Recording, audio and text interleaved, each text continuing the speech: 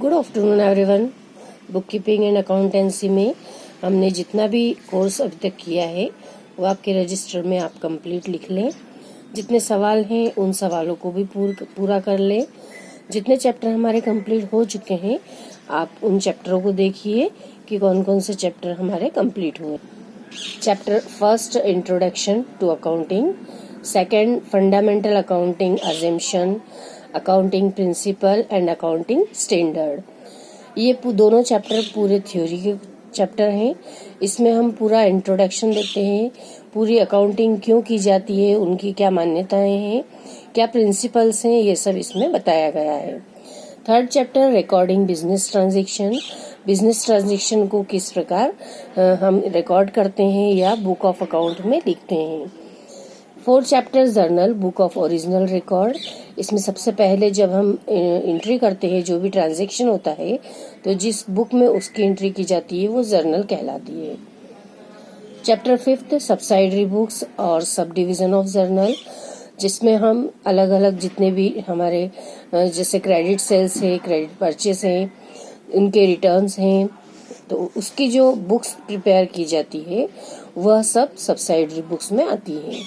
इसमें cash book भी मैंने आपको बताई है। 3 तरह की कैश बुक होती है, simple cash book, double column और 3 कॉलम कैश बुक।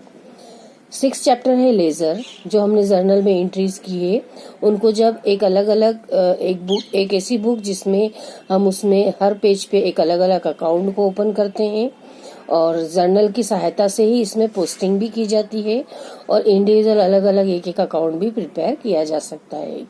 तो लेजर में हमने ये पूरा सीखा है।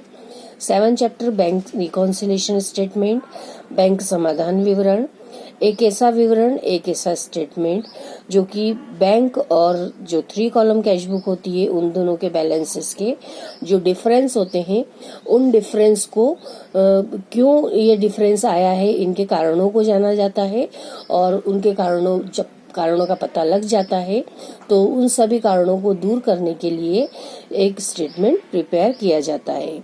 इसे बिजनेसमैन या जो बैंक का ग्राहक होता है, कस्टमर होता है, वह तैयार करता है।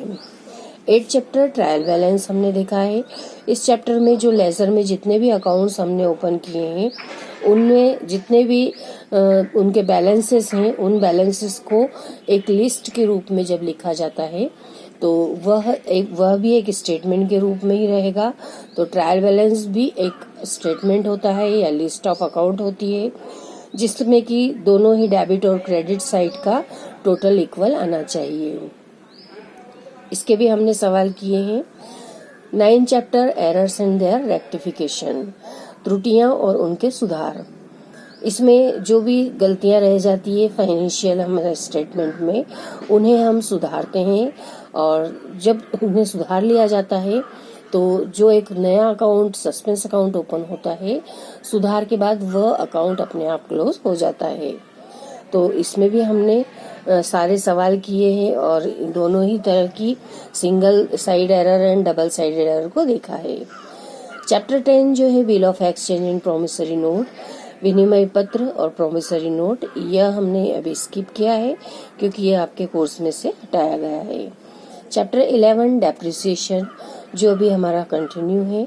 इसमें हमने देखा है कि जो हमारी असेट्स होती है, जिन असेट्स का हम यूज करते हैं हमारे बिजनेस में प्रॉफिट कमाने के लिए या बिजनेस को चलाने के लिए, तो उन जब असेट्स पर उसकी वैल्यू कम होती है क्योंकि उसका हम रेगुलर यूज करते रहते हैं तो उसकी वैल्यू में जो कमी आती है वह डेप्रिसिएशन कहलाता है। तो इस प्रकार से जो डेप्रिसिएशन की दोनों मेथड्स है वो भी मैंने आपको बताई है। इसमें हमारी जो फिक्स्ड इंस्टॉलमेंट मेथड है और डिमिनिशिंग बैलेंस मेथड, दोनों ही मेथड मैंने आपको बता दी है। इसके बहुत से एग्जाम्पल भी बताए गए हैं, इनके सम भी मैंने आपको करने के लिए दिए हुए हैं।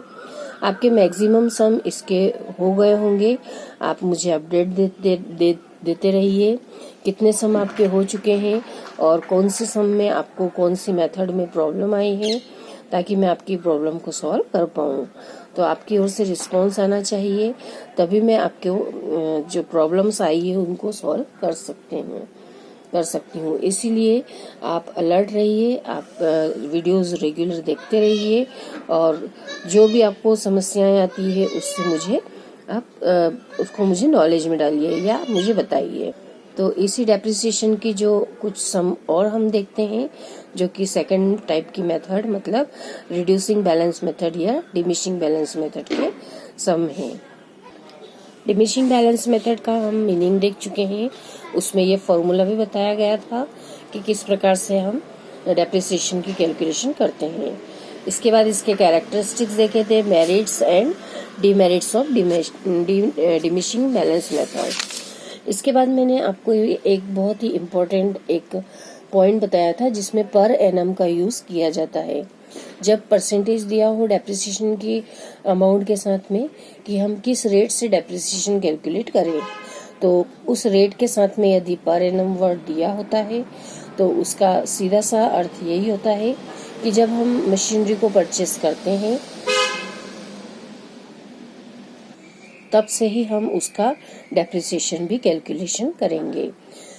एग्जाम्पल के तौर पर यदि हमने 1 जनवरी से 31 दिसंबर तक पूरे 12 महीने उस असेट्स का यूज किया है तो पूरे 12 महीने का ही हम डेप्रिसिएशन लगाएंगे।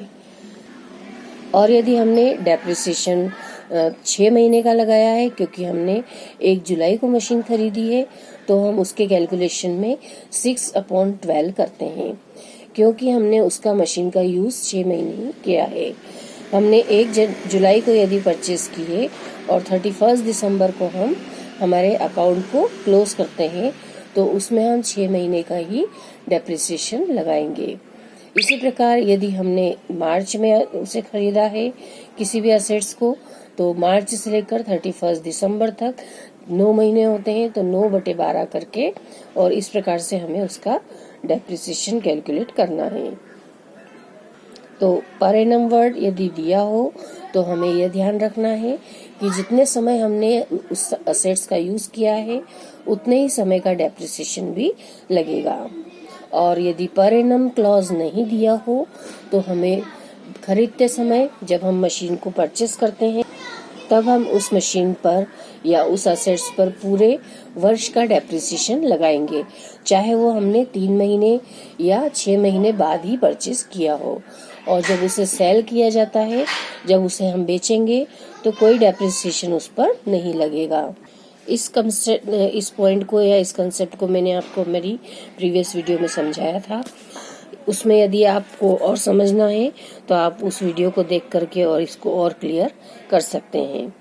इसके बाद जो मैंने आपको पॉइंट बताया था, difference between fixed installment method and diminishing balance method, ये डिफरेंस को भी आपको बहुत अच्छे से लर्न करना है क्योंकि थ्योरी के क्वेश्चन में ये काफ़ी अच्छा क्वेश्चन बनता है जिसमें आप दोनों ही मेथड्स के बारे में जानते हैं। इसके बाद ये एक एग्जाम्पल भी बताया था मैंने जिसमें रेट ऑफ डेप्रिसिएशन दिया है और पर एनम भी वर्ड दिया हुआ है। इसमें कोई मशीन परचेस की और उसके बाद में कोई सेल नहीं की है। इसमें सिंपल एक ही मशीन है जिस मशीन को हमने 3 साल तक अपने पास रखा और उसके डेप्रिसिएशन लगा करके चौथे वर्ष उसका बैलेंस हमने ट्रांसफर करके और इस सवाल को किया था।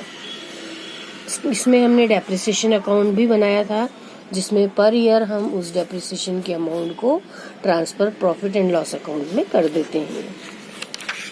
अब आइए हम देखते हैं per annum word clause not mention यदि नहीं दिया हो तो किस प्रकार से सवाल किया जाएगा। इसका ये बहुत ही अच्छा एग्जाम्पल है, एग्जाम्पल नंबर 14, जिसमें कि टोटल मशीन की वर्थ दी हुई है 2 लाख रुपीस और इसमें इंक्लूड किया हुआ है एक बॉयलर जो कि मशीन का ही एक पार्ट होता है, तो उसकी कॉस्ट जो है वो 20,000 है। तो इसका मतलब ये है कि 2 लाख में से 20,000 का एक पार्ट अलग है और 1,80,000 मतलब 1,80,000 का एक अलग मशीन के रूप में हम उसका कैलकुलेशन करते हैं। यह इसलिए देखा जाता है क्योंकि ये सवाल को पढ़ने के बाद आपको क्लियर होगा कि जो 20,000 का एक बॉयलर था उसे बाद में बेचा गया है, तो जब उसे हम सेल आउट करेंगे तो उसका इंडिविजुअल कितना डेप्रिसिएशन लगा है और उस पर प्रॉफिट हुआ है या लॉस हुआ है सेल करने पर, ये हम पूरी डिटेल तभी देख पाएंगे जब हम उसकी अलग से वैल्यू जान पाएंगे। इसलिए हम स्टार्टिंग से ही एक 20,000 की अलग यूनिट को रखेंगे और 1,80,000 की 180 की एक यूनिट अलग रखेंगे। तो आइए अब हम सवाल पढ़ लेते हैं।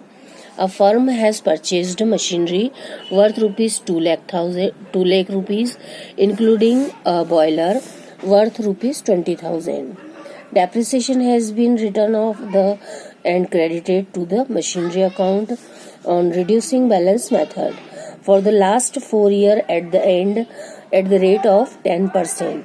During the current year, 5th year, the boiler became useless and was sold for 4,000 rupees. Write up the machinery account for 5 years. हमें 5 साल का इसमें डेप्रिसिएशन मशीनरी अकाउंट बनाना है और डेप्रिसिएशन भी लगाना है। इसमें नोट दिया हुआ है, पर any clause has not been mentioned with the rate of depreciation in this question, hence no note should be taken of the depreciation on the assets for the year in which it is sold. तो ये जो point दिया हुआ है, इस point में हमें यह समझाया गया है कि जो हमारे यहाँ रेट दिया हुआ है 10%, उसमें उसके साथ में पर एनम वर्ड नहीं दिया हुआ है। इस एग्जाम्पल में नहीं दिया है, लेकिन इसके दूसरे एग्जाम्पल्स जो आएंगे उसमें आपको यह मिलेगा। तो इस प्रकार से जब ये वाला एग्जाम्पल हम कर रहे हैं तो इसमें हमें यह ध्यान रखना है कि जब हमने डेप्रिसिएशन स्टार्टिंग से लगाया है और जब उसे सोल्ड करेंगे, जब उसे बेचा जाएगा, सेल किया जाएगा, तब हमें कोई भी डेप्रिसिएशन कैलकुलेशन में जो दिया हुआ है उसमें कुछ भी डेप्रिसिएशन नहीं लगाया है। इसका मेन रीजन ये है कि हमें यहाँ पर डेट नहीं दी हुई है। यदि हमें डेट दी हुई होती और बिल्कुल 20 सेशन में या मिड टर्म में यदि सेल आउट की हुई होती तो हम उतने समय का जरूर डेप्रिसिएशन इसमें लगाते जितने समय हमने उसे यूज किया है।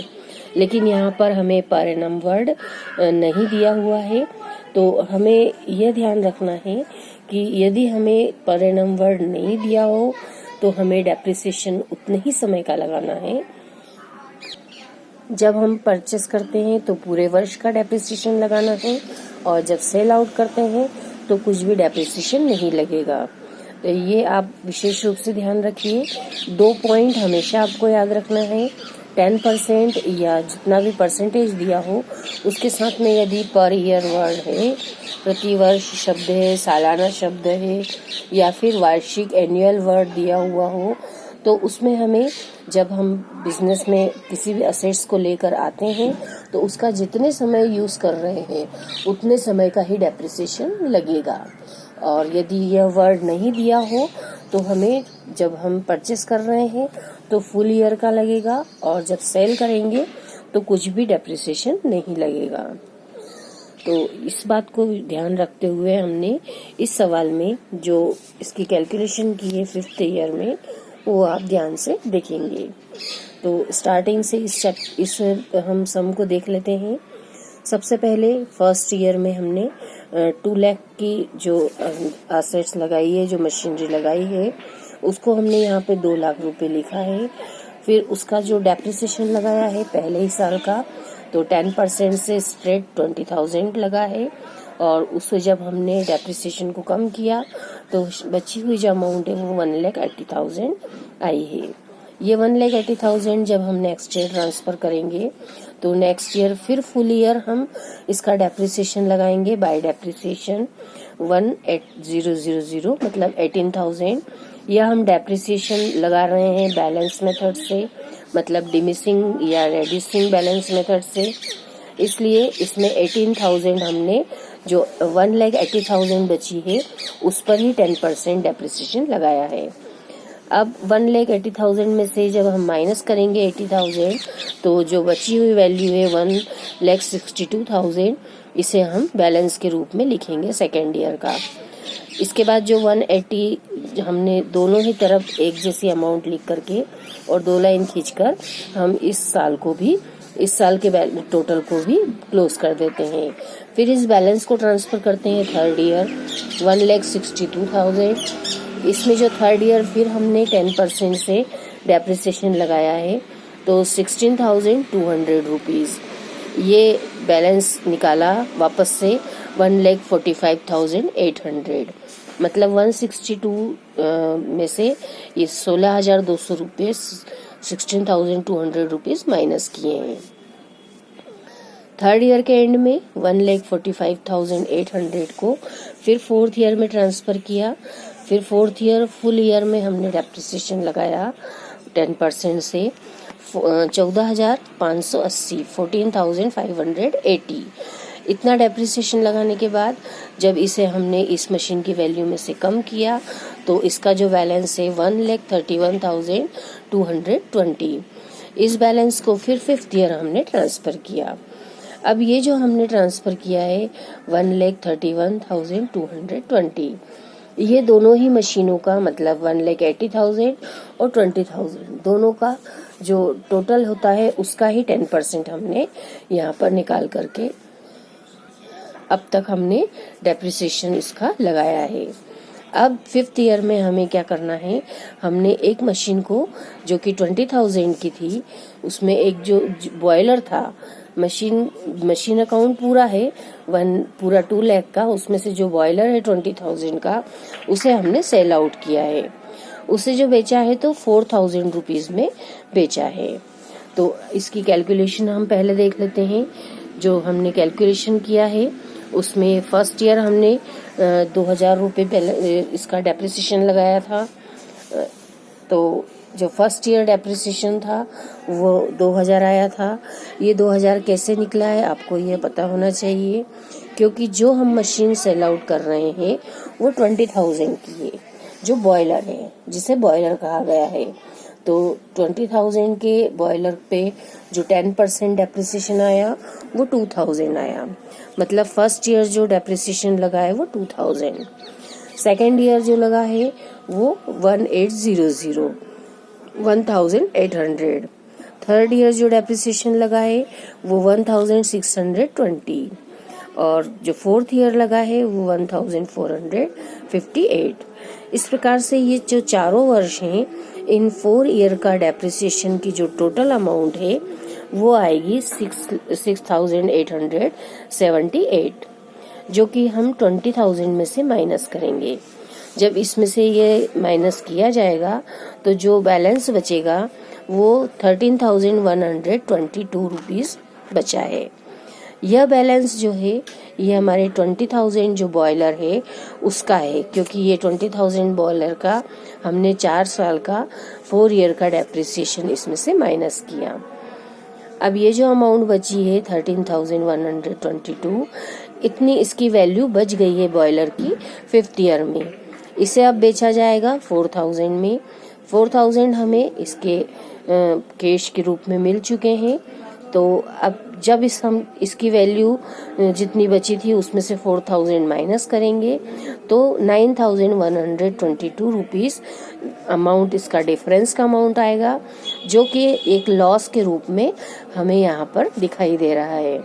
ये लॉस इसलिए है क्योंकि जो बॉयलर था उसकी वैल्यू 13,122 थी, लेकिन उसमें से 4,000 हमें मिल गया है कैश और जो बचा हुआ है वो हमारा लॉस कहलाएगा।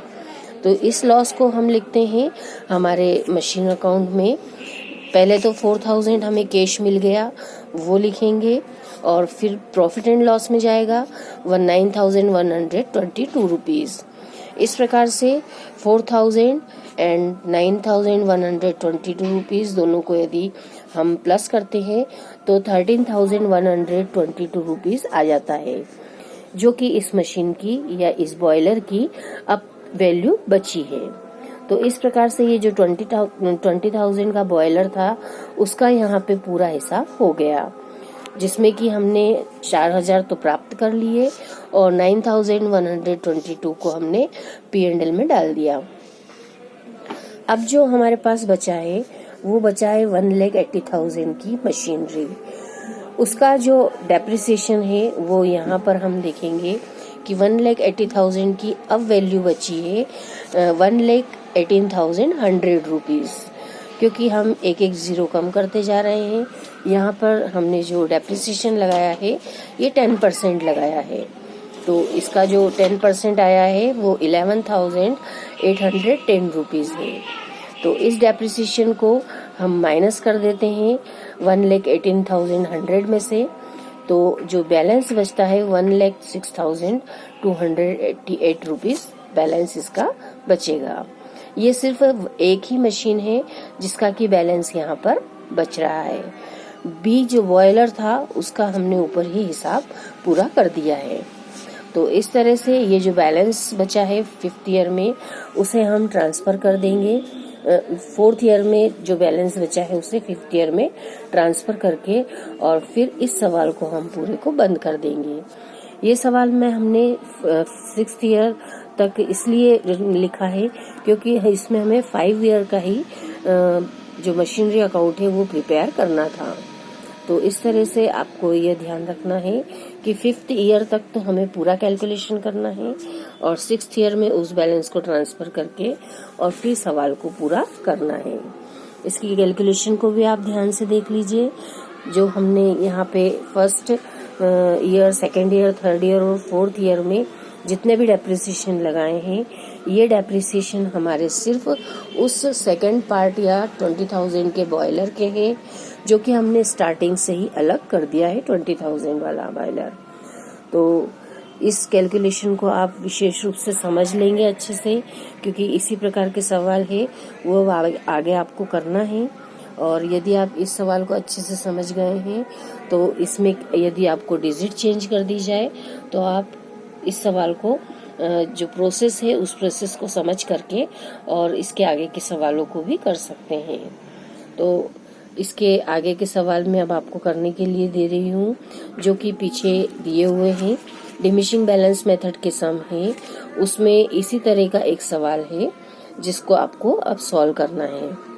इसमें जो सवाल दिया है आपको, फर्स्ट सम तो सिंपल सम है और सेकंड जो है जो 13 नंबर का सम दिया हुआ है, इसमें मशीनरी दी हुई है जो कि 1 लाख रुपीस की है और उसमें इंक्लूडिंग अ बॉयलर विथ 10,000, मतलब जो हमारा वहाँ 20,000 का बॉयलर था वो यहाँ पर 10,000 दिया है और जो 2 लाख की मशीन्स थी वो यहाँ पे 1 लाख दी हुई है। रेट ऑफ डेप्रिसिएशन सेम दिया है 10%, पर एनम वर्ड नहीं दिया हुआ है। तो इसी सम को आपको रिड्यूसिंग बैलेंस मेथड से करना है और उसके भी 4 ईयर के कंप्लीट करके और 5th ईयर तक के हमको मशीनरी अकाउंट प्रिपेयर करना है। तो 5th ईयर तक पूरा हम कैलकुलेशन करेंगे। एक ए पार्ट जो मशीनरी का है जो 80,000 का होगा, 90,000 का होगा और एक 10,000 का बॉयलर को भी हम यहाँ पे बी पार्ट के रूप में लिख करके और उसकी हम डेप्रिसिएशन पर ईयर लगाएंगे। तो आपको यह ध्यान रखना है जो हमने एग्जाम्पल किया है उस एग्जाम्पल के जैसा ही पूरा यह सवाल आपको करना है। आपको पूरी वीडियो देखने के बाद आपको सवाल करते आ जाना चाहिए, क्योंकि ये एग्जाम्पल के थ्रू आप यदि सवाल को कर लेते हैं तो ये सवाल आपको काफ़ी इजी लगेगा करने में, क्योंकि इसमें अमाउंट भी जस्ट हाफ हो गई है और इसमें आपको कैलकुलेशन भी इजी रहेगा। तो आप लोग इस सवाल को करिए और मुझे इसकी फ़ोटो सेंड कीजिए। जितने स्टूडेंट्स कर लेते हैं इस सवाल को वो मुझे इसकी अपडेट भी दे दीजिए। यदि आपको इस सवाल में या और किसी जो पूरे डेप्रिसिएशन के चैप्टर हैं उनमें कोई भी प्रॉब्लम आती है सवाल समझने में या कोई नियमों की जानकारी को क्लियर करने में या फिर रेट के बारे में कोई कंफ्यूजन हो, कुछ भी किसी भी तरह की आपको यदि प्रॉब्लम है तो आप मुझसे शेयर कीजिए। आप स्कूल में आकर के अपने डाउट्स क्लियर कर लीजिए। यदि आप करेंगे तभी आपको समझ में आएगा कि हमें किस जगह प्रॉब्लम आ रही है। तो इसलिए आप इनिशिएटिव लेकर के अपनी स्टडी करें, सवालों को पूरा करें। जितने भी फॉर्मूलेज हैं जो मैंने समझाए हुए हैं आपको, उन फॉर्मूलों को भी आप कीजिए, ताकि यदि फॉर्मूले आपको याद होंगे जो फिक्स्ड इंस्टॉलमेंट मेथड में मैंने आपको समझाए तो उनको यदि आप कर लेते हैं, फॉर्मूले याद रखते हैं, तो आपको सवाल में डेप्रिसिएशन निकालते आसानी से निकाल पाएंगे, निकालते बनेगा। इसलिए आप फॉर्मूलों को भी याद रखिए और जो मैं समझाती हूँ उसे भी ध्यान से समझिए। आप अपनी प्रॉब्लम्स जितनी निकाल करके और शेयर करेंगे उतना ही आपके लिए बेनिफिशियल होगा, क्योंकि अब एग्ज़ाम बहुत ही नियरेस्ट है। आपको सभी सवालों के लिए सफिशिएंट टाइम देना रहेगा। हर चैप्टर के जितने भी सवाल हैं वो यदि आप कर लेते हैं तो आप काफ़ी अच्छा स्कोर कर सकते हैं अकाउंट्स के थ्रू। तो इनिशिएटिव लेकर के इन सवालों को करिए।